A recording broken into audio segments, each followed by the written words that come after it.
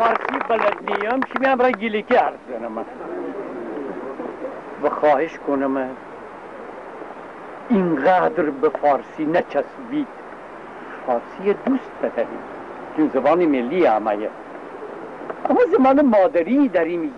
هیچ قومی فکر نکنم از خود زبان مادری فرار بکنه. چرا ما کار کنید؟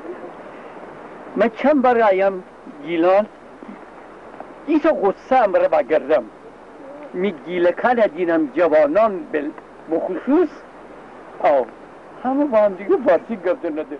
چه اصراری داریم؟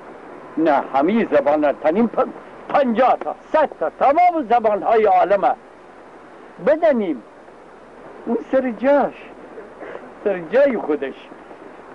زبان مادری اما یه چیز دیگره. می گواری وقتی تکنده این گیلگی مره خنده حتما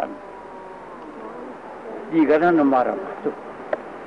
چه اصراری داریم که فارسی گفت بزنیم؟